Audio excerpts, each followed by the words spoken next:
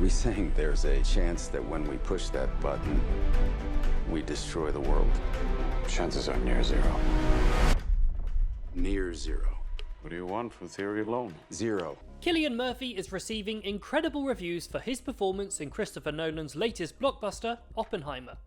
Playing J. Robert Oppenheimer, the man who created the atomic bomb, this marks the 6th time that Nolan and Murphy have collaborated together, but surprisingly, it's the first time that Nolan has cast Murphy as the lead in one of his movies.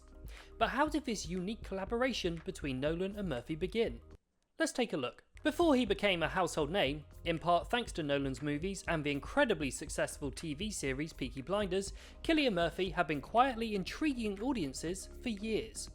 His role as the lead in Danny Boyle's iconic 28 Days Later back in 2002 earned him universal praise and opened him up to a wider international audience.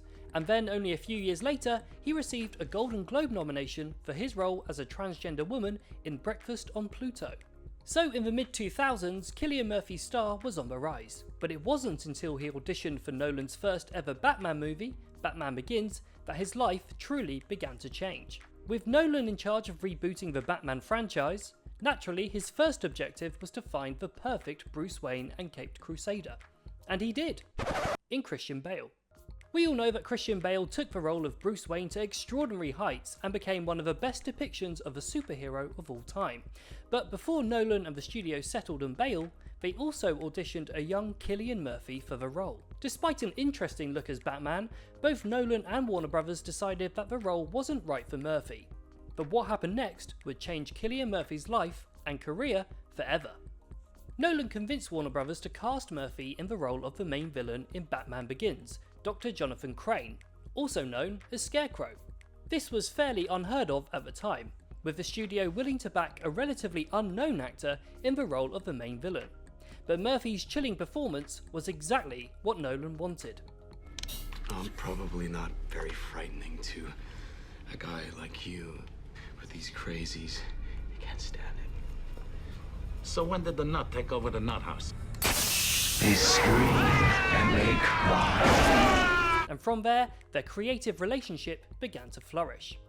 Again, quite uniquely, Murphy's Scarecrow went on to appear in every one of Nolan's Batman movies, with appearances in The Dark Knight and The Dark Knight Rises due to his popularity in the role.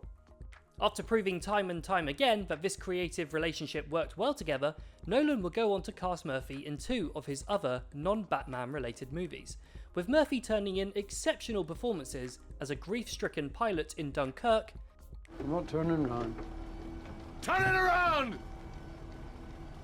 Turn it around! Calm it down, mate! Turn it around! Calm it down, mate! And as the main target of Dom's team in Inception.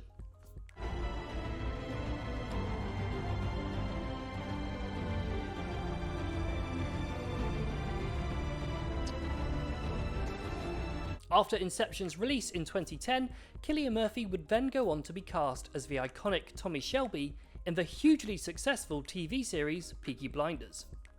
Murphy became a household name thanks to the show, but in the run-up to being cast in Peaky Blinders, he had created such an interesting and varied on-screen career, and so much of this was down to Christopher Nolan providing him with scene-stealing roles that he knew he could play. So there you have it. Almost 2 decades after Cillian Murphy screen tested for Christopher Nolan's Batman Begins, Murphy is finally the leading man in one of Nolan's movies, and we're sure that it won't be long before they're working together again soon.